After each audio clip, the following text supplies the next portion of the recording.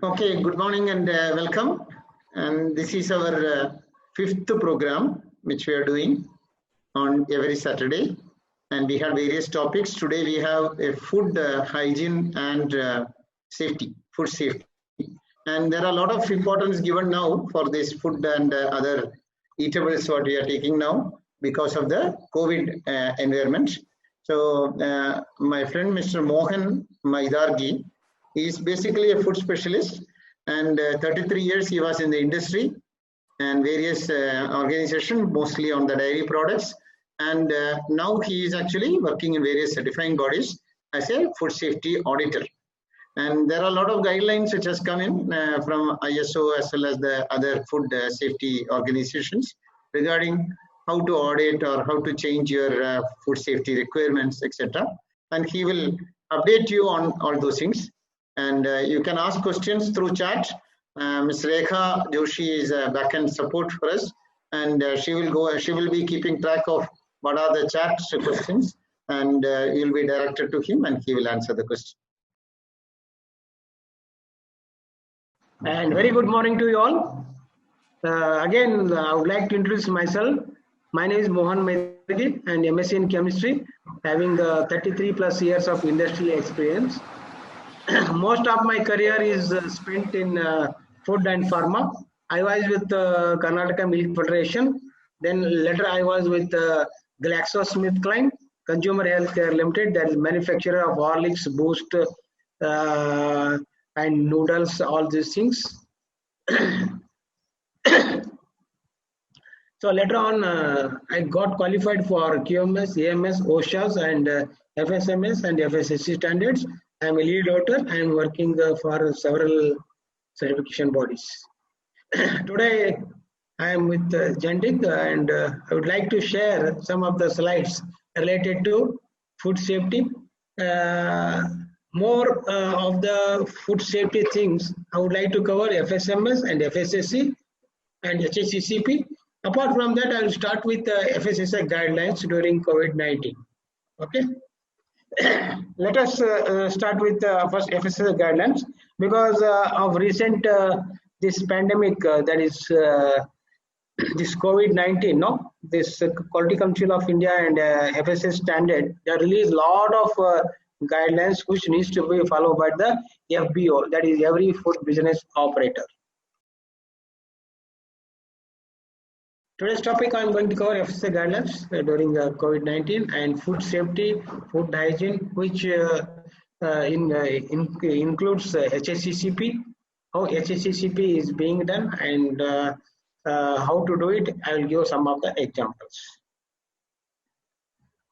So, understanding this coronavirus COVID-19. See, what is coronavirus? Okay. These coronaviruses are a large family of viruses. You know, already there are about 1,400 viruses are detected, out of which only 250 viruses are known to us. Rest of the things are unknown and they are not able to identify properly. And please note that every year there will be some 2 to 3 new viruses are being included in this list. So in humans, several coronaviruses are known to cause respiratory infections like common cold and severe diseases such as Middle East Respiratory Syndrome, that is MERS, and severe acute respiratory syndrome SARS. The most recently the discovered is in December 19, that is called coronavirus causes COVID-19. COVID-19 is the name of the disease actually caused by the virus severe acute respiratory syndrome coronavirus 2 SARS-CoV-2. See, please note that right now there is no vaccine for COVID-19, and many more countries are involved in the development of this vaccine. How does this disease spread? Already you have seen these things in the newspaper or in the TV channels and all. See, any droplets coming from the mouth or the nose, after sneezing from a COVID-19 person, these droplets will pass through the air and it will get enter into our body. These droplets are too heavy because they are too heavy and they are lighter and heavier than the air, so that they will come down and they quickly fall on the floor or the surfaces. Then either this spread is directly or indirectly. When this it is contaminated, hands touch the mouth or nose, then it will directly enter into our body. The indirectly means when contaminated surface like your boxes or table or your lift, where you are going, or the or your mobile, or when you are traveling in a bus, if it touches, then it indirectly it enters into our body. So what are its symptoms? First symptom is asymptomatic to mild flu, then fever, that is temperature. Now the temperature is being checked 99 °F. Our body temperature is 98.4. If anything is more than that, then they will go for further investigation. Then dry cough, then tiredness, then shortness of breath, pneumonia-like symptoms, then muscles pain, then diarrhea and fatigue. So these are the commonly noticed symptoms. Then if anything is detected, then further investigation will be done. The symptoms typically occurs, these of the symptoms, this starts coming between 2 to 14 days. So usually it starts coming sneezing after 7 days usually. If you start sneezing continuously, then you have to go for a healthcare unit and get it checked. The vulnerable group that can affected are immunodeficient persons. Usually for older people, elderly people, or diabetic patients, or high BP patients, it will get immediately infected. These are the common symptoms. This COVID-19, whether it gets transmitted through food. So as such, there is no evidence that it is get transmitted through the food, because however, like other viruses, the virus that covers COVID-19 can survive on surfaces or objects. See, still research is going on whether it is coming through food or not, but right now there is proper evidence is not there. It is critical to develop the follow a robust food hygiene program to prevent the spread of this virus. Okay. Now it is the responsibility of every food manufacturer. So usually the recent term is FBO, that is food business operator, to follow good manufacturing practices. That is, we call it as GMP, and good hygiene practices, GHP, as prescribed in the Schedule 4 of the FSSAI regulations 2011. First one is the physical distancing. So you have to keep 1 meter distance all the time. Even in the factory also, now they started. Yesterday I was there in one of the factory.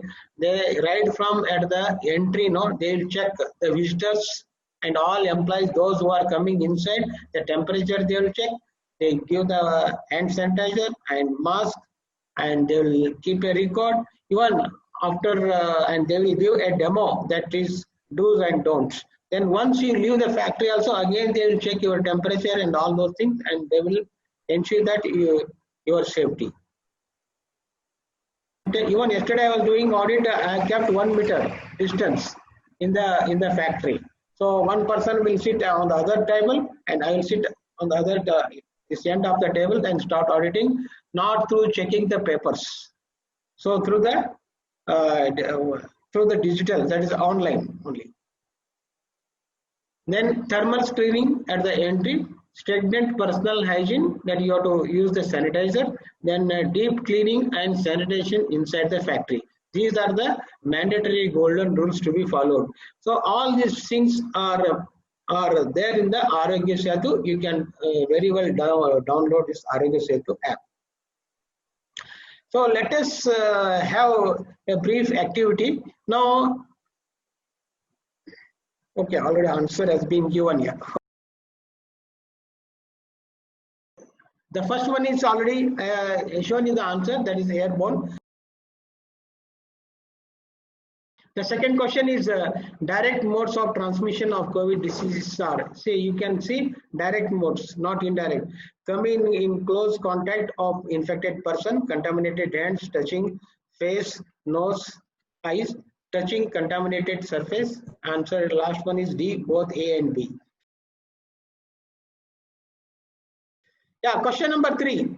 That is indirect modes of transmission of COVID-19 diseases are coming in close contact. Fourth one is an individual knows he has contacted COVID-19 infection. B and C again.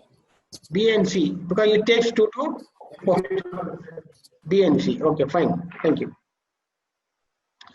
Then COVID-19 can spread through food. So already very clearly I have mentioned. Yes. B.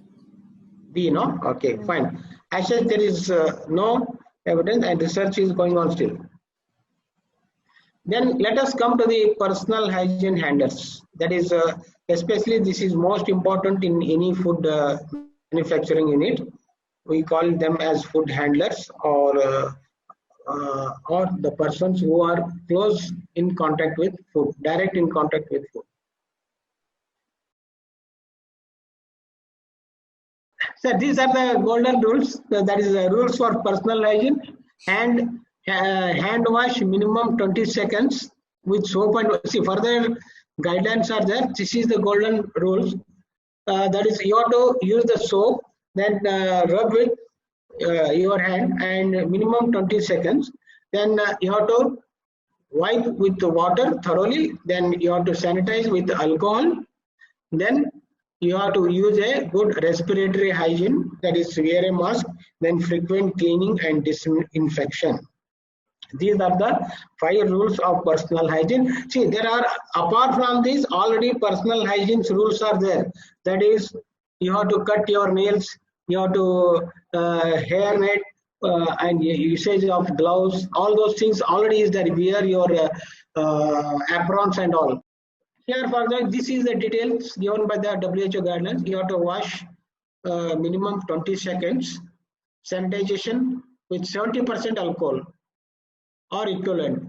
Staff must wash, sanitize their hands after removing the street clothes and before touching the clean clothes. See, usually in the food industry, we call it as street clothes and clean clothes. Clean clothes means these are cleaned inside the factory. They sterilize it, then they keep it. Whereas the street clothes are whatever you are wearing and entering into the factory, you have to follow the entry and exit rules. There you have to remove your clothes, then use this clean clothes. Similarly, clean street shoes and clean shoes or chappals is being kept in every food industry. So again, you have to remove your shoes, then wear the company provided chappals or shoes, or wear a the shoe covers. Face mask, cover and clean protective clothing you must wear.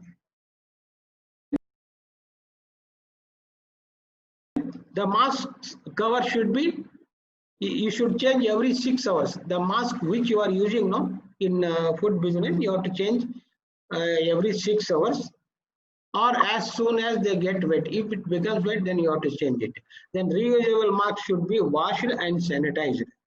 Disposal of the mask must be done separately in closed bins. See, once you use the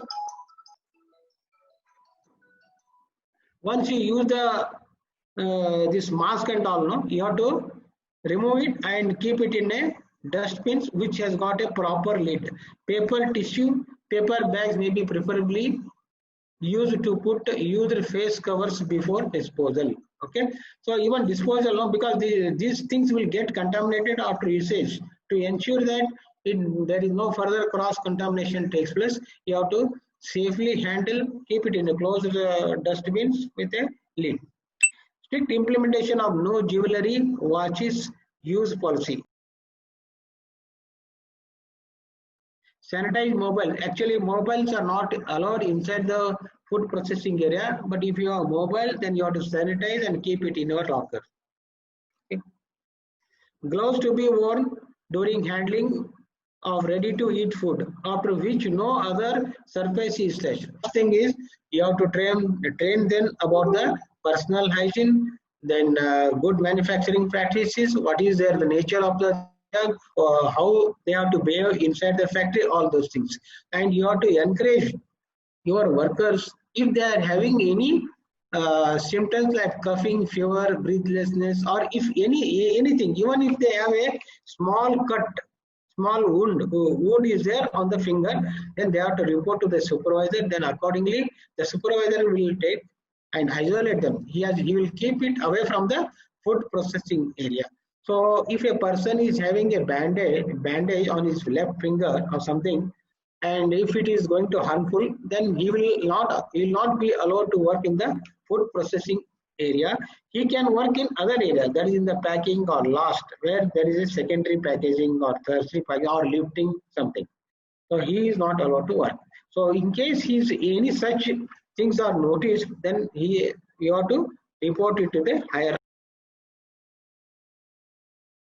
Discontinue use of biometric fingerprints, sharing of belongings, that is gloves, jackets, common stationery, pens, etc. So they should not use this biometric. No, instead of biometric, they have to have a register. Then they have to sign there. Then fingerprints are sharing, and nobody should allow to change the gloves or jackets or the that is overcoats like that. Even they should not, even supervisors, other people, they should not use a common pen or work tools, etc. During pandemic period only. Rest of the period, even they are also not allowed to make changes. They cannot use the gloves or masks. They have to throw it and keep it up. Then food premises, toilets, counter, equipment, etc. that came in contact with the infected person shall be thoroughly cleaned with hot water and detergent. See, these are the rare cases. In case if we find anything like that, then you have to disinfect that area. You have to clean with hot water followed by 0.1% hypochlorite solution or equivalent, that is sodium hypochlorite solution. Yeah, hands must be washed for dash using dash and this. 50 seconds water and soap, 30 seconds water and soap, 20 seconds water and soap, 20 seconds using water and sanitizer.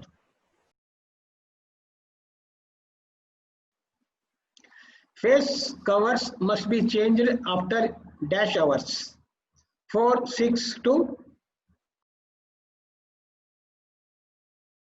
Face cover should preferably before disposal. Rolled, covered using paper or paper bag. C is washed. That is C. B is the answer.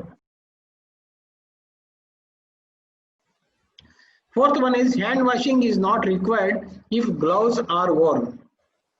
Hand washing is not required if gloves are worn. True, gloves will protect hands from germs. False, gloves may give false sense of security, but hand washing is a must. False, hand wash will be required when non-food surface is touched. Which is the correct answer? So false, that is the answer is B only. So you cannot ensure that it's if you are using gloves, no, you have to, the instruction is you have to wash your hands, then sanitize, then use the gloves. That is the standard. Question number 6. Which of the following statements are correct? Wash hands after removing gloves and face covers. Cover nose, mouth with tissue while coughing and sneezing. Do not touch eyes, face, nose, mouth, face cover. All the above, E, A, and C. D, all the above. Okay. Which of the following statement is incorrect? Infected employee should self-quarantine or isolate themselves. If an employee develops flu-like symptoms at workplace, then he should be sent home. Workstation, surface, toilets, lockers, tables, etc. touched by infected person should be disinfected. Infected individual should be isolated. Which is the correct one?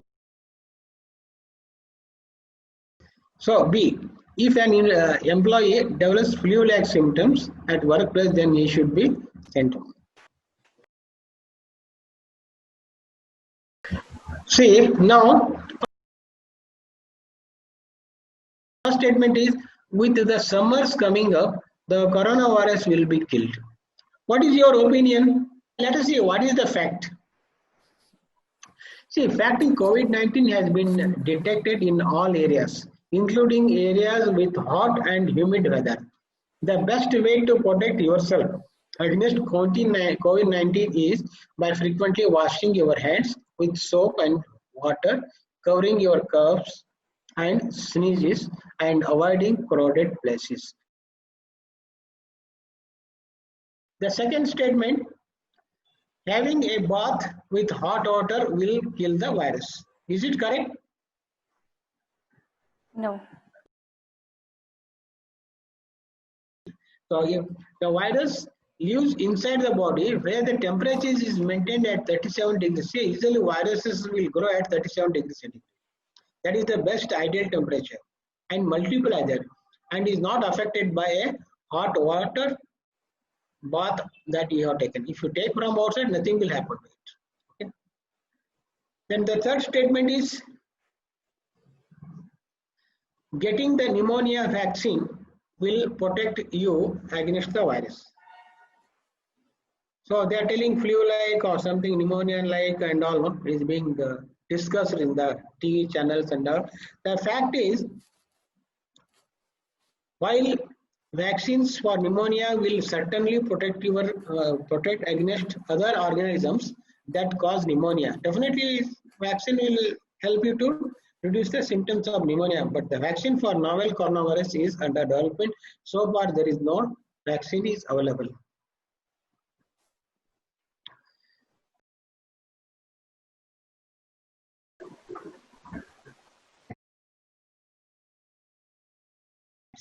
When you are eating, when you touch, once it enters into your body, then only this will COVID-19 disease will get infected.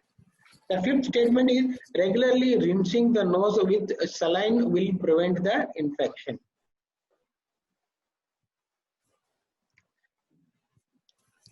Rinsing nose with saline has in few cases helped in containing common cold and this one. So regularly it has helped only common cold only.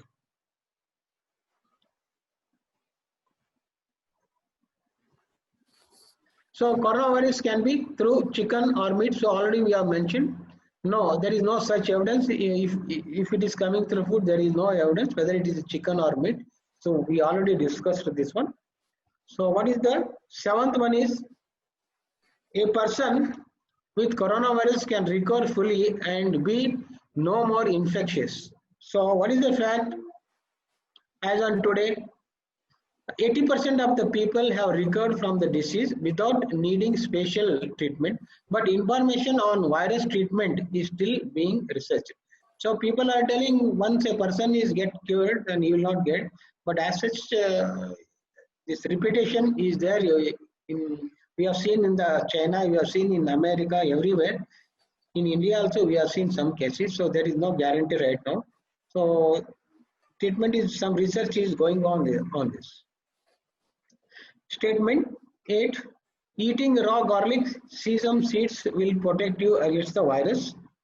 Fact, garlic is a healthy food that has other benefits but does not protect you against the COVID-19.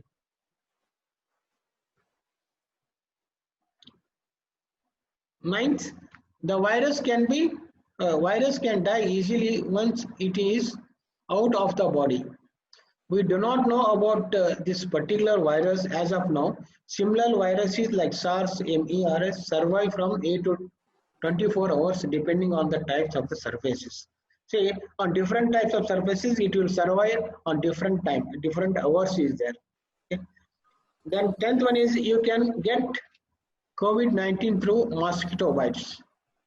The fact is, the COVID-19 cannot be spread through the bite of a mosquito. It is spread through droplets spread when an infected person sneezes or coughs. So through mosquitoes, you will not get this COVID-19 disease. It will not get transmitted through mosquitoes. So let us have a brief introduction about FSMS, that is awareness on ISO 22018 standard, food safety management system. See, before that, a lot of people are asking what is the difference between FSMS and FSSAI. Okay. See, FSMS, that is food management system, food safety management system, that is ISO 22205. See, the old standard is version is 205, the revised to 2018 standard. Right now, both the standards are existing. They have to change over to revised standard by 2021 September something. Okay. Now, if you want to implement FSMS, then you have to implement the standard ISO 22018 standard. Then either any one of these. If you are a food manufacturer, then you have to follow ISO TS 22001, that is -1, part 1, food manufacturing. If you are a food manufacturer, you have to follow these two. That is 22K plus additional. Either this, either ISO TS 22000, that is part 4, if you are a packaging industry. For example, if you are corrugated packaging industry, or if you are having some paper cups which are being used in the food industry, the packaging in like a film, aluminum film, foil, something, then you have to follow the part 4. If you are a food manufacturing, you have to follow part 1, 22K plus part 1 or 22K plus part 4. And this, please note that this is not recognized by GFSI. GFSI means Global Food Safety Initiative. What is GFSI? I will tell you. And this ISO 22K, that is FSMS, it has got a wide scope. So it can cover most of the industries. Whereas FSSAI, we'll see what is FSSAI. FSSAI is Food Safety System Certification. So if you want to implement the food safety system, then you have to follow first 22K. Okay, that is ISO 22018 standard plus FSSAI 22000 part 1. This is the additional requirement for FSSAI as suggested by the GFSI. That is requirements for organizations that require certification. They have got a separate standard. That standard is available that they have to follow. Then again, either one of them. If we are a food manufacturer, then you have to follow part 1. If you are a packaging industry, then you have to follow part 4. So FSSAI has got more weightage because I will tell you what is GFSI. GFSI is a Global Food Safety Initiative. This is an organization run by the Consumer Goods Forum. Its main purpose is to benchmark existing food standards against food safety criteria and recognize those that meet the criteria outlined in the GFSI guidance document. It is coordinated by the food business. Okay, GFSI is a consumer forum. It's a like a BRC standard, like that. Then FSSAI is recognized by GFSI. If it is your company is certified by ISO 22000 is not recognized by GFSI. So this is the difference between FSMS and FSSAI. Then let us come to the, I don't want to touch 2005 version. Now let us go only because it is a high level structure now. So almost all QMS, AMS and 45K, all these things are coming in this sequence only. So first thing is contact of the organization. So I don't want to tell you the elements or clauses. You know very well where it should fall. Handling of emergencies and incidents. Then HACCP. This I will stress more on HACCP because emergency preparedness you have already done in AMS and OSHA. With respect to food safety, here also you have to do. And traceability in some of the areas in QMS also you are checking, that is incoming raw material, where you are using and all those things. Then validation is very, very important in food industry. And already I have talked with you about the validation. Whatever you do, you have to validate. Then hazard control time, again, that is non-conforming product, how you are doing it. Then withdrawal and recall. So these are the things are covered. In the operation, that is again how you are doing, establishing your criteria for purposes, how you are doing all those things, you have to start planning. Then comes to the prerequisite program. We usually in industry, in food industry, we call PRPs. PRPs means prerequisite programs. Then other word is short form is OPRP, that is operational control procedures. Then CCP, that is critical control points. Okay, so these are written under 8.2 clause. These are the sub clause. But one thing is the details are mentioned in the standard programs. So you have to establish and implement. Then comes to the traceability. This traceability is nothing but, you know very well, you have to have a right from beginning to end.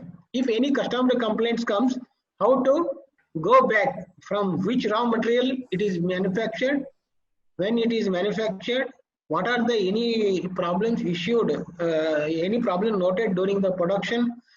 Then you have to have a all lot number, batch number, traceability should be in place.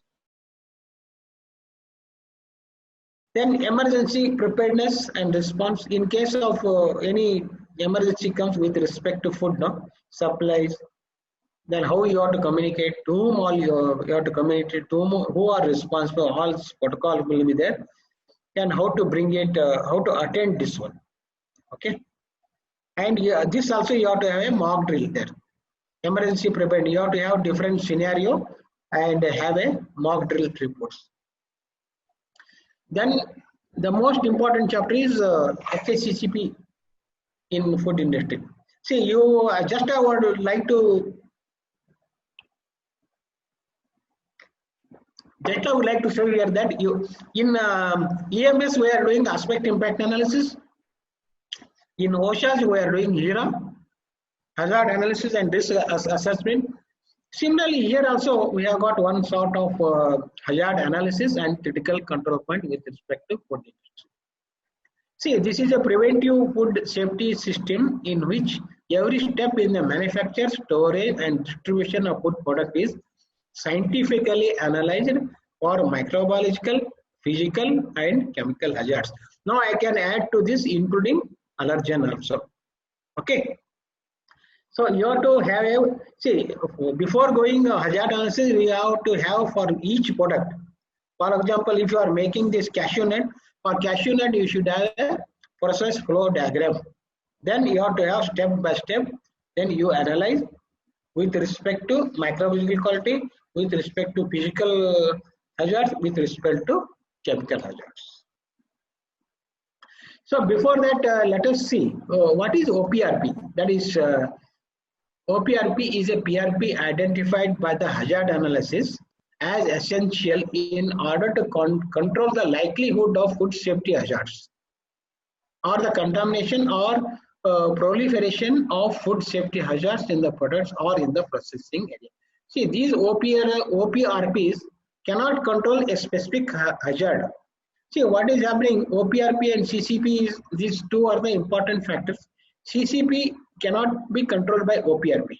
Only by operational control procedure, you cannot control the CCP. Whereas you can control the CCP with a specific method, specific standard, specific critical points only. So you have to define what are those points, then you have to monitor, then only it can be controlled. Just I was discussing about CCP, that is critical control point. So if you have a critical control point, you have to have a definite, you have to quantify.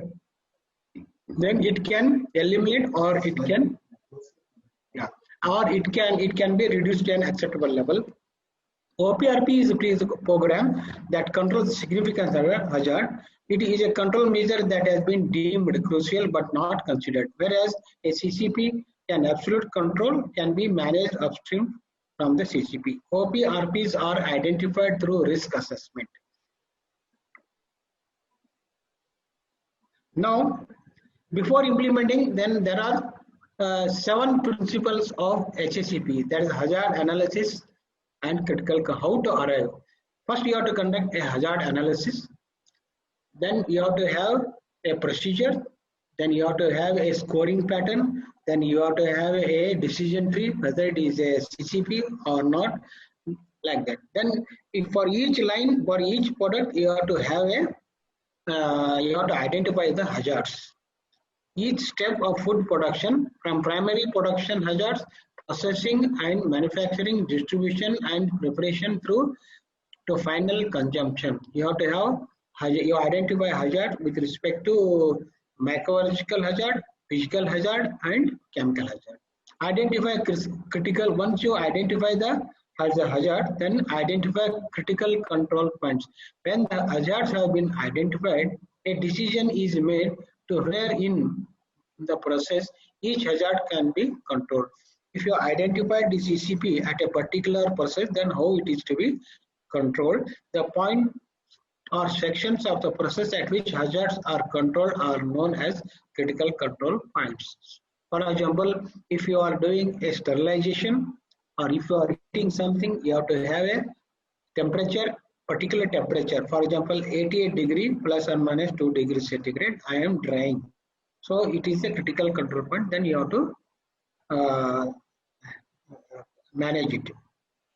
But some instances they cannot be reduced to an acceptable level. Then you have to have a procedure for that, how to minimize it further. Then establish critical control points for each critical control point. Okay. Then you have to have a limits for each control CCP. The critical limits includes sometimes time. It may be a time. Time may be pressure. Sometimes it may be a temperature or size or weight or whatever it may be. Establish critical control point monitoring point. How it is to be monitored? Then you have to establish. Then who will, what you are going to monitor, how it is being monitored, and where it is to be monitored, and when it is to be monitored, by whom it is to be monitored. That you have to define. Now, this is a CCP decision tree. Okay. See what is happening once we establish the hazards. No. So before going in, before taking a decision, you are establishing there is possible hazards in our process. To address whether it is a critical control point, is a hazard or not, then you have to have these 4 questions are there. Yeah. See what you have to do. You are doing, in EMS or OSHA, you are having some scoring pattern. How to do the hazard analysis? There also, here also you are doing. Quotation: non-food grade packing material can contaminate the salt. Visual inspection is being done at the unit. It is a general. So score is 6. So now they are identifying which are the high risk areas, which are the high risk sections. Then based on this scoring, then they further investigate. Then they will come to know whether it is a CCP or not. Okay. Okay, now this is we identified there no fibrous screen, so we have to fix the critical control limits. That is contamination like stones here. No, sieve mesh size has to be mentioned. That is 12 mesh size and no damage is the critical control point here. So who will do sieve integrity at fibrous screen? When it will be done, every shift. Who will do QA executive visual? How it is being done visual? Then what are the corrective action? What are the verification procedures, and what is where the record is being maintained?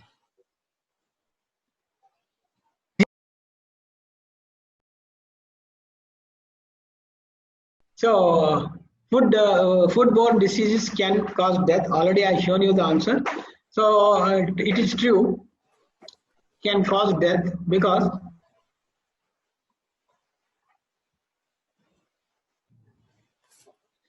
foodborne contaminated with harmful bacteria, viruses, parasites, or chemical substances causes more than 200 diseases ranging from diarrhea to cancer and can lead to death. So that is why this answer is true. Second question is, if food looks okay and smells okay, it is always safe to eat. True or false? Based on that, you cannot change its quality. Okay. The smell and taste and appearance of food are not good indicators of whether the food will make you sick. Some dangerous microorganisms do not change the appearance of the food, while other microorganisms which can cause our food to smell bad, taste horrible, and look disgusting will not cause disease. Third question is, some organisms are useful to make food and drinks. True or false?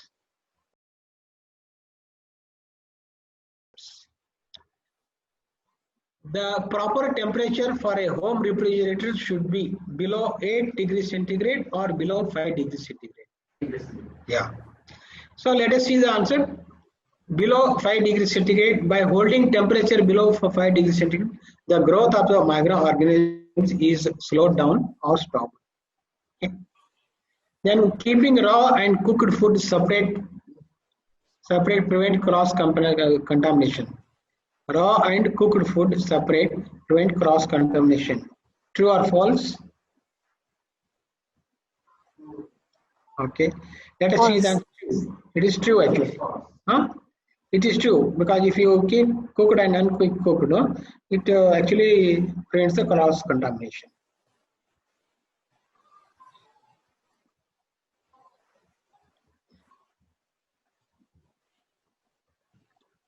Then, what is the correct temperature that frozen food should be kept at?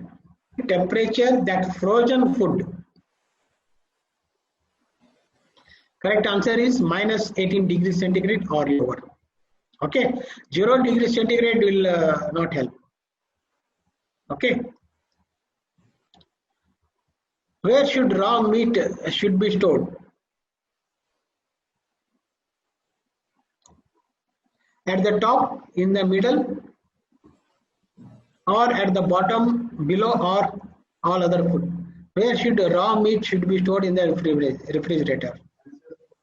C. So it should be stored at the lower level, at the bottom, below all other food. It should be covered, stop juices dripping from it onto the other food stuff. Which one of the following jewelry is acceptable for a food handler to wear? Plain wedding band or wedding ring or wedding what you call tali, arm ring, bracelet, or a ring that is symbol of religious faith.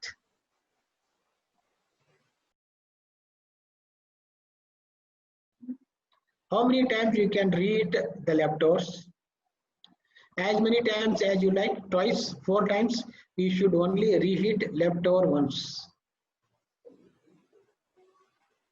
In your house, how many times you are reheating? D. You should only reheat leftover once. Okay, let us see. D. Ramkrishna is correct. You should only reheat leftovers once. When doing sure that you reheat items thoroughly. Okay. Yeah. So it is important to prepare food safety because it helps to prevent food poisoning. Prepared food looks better. Prepared food tastes better. Which is the correct answer? You have to prepare food safely. Reason for that? A is the answer. Fine. Is the answer. If you want further details, then I have to conduct a training class for full 1 day for FSMS, right from taking examples and giving my experience also. I attended a lot of consumer complaints with respect to microbiological quality, with respect to physical, with respect to chemical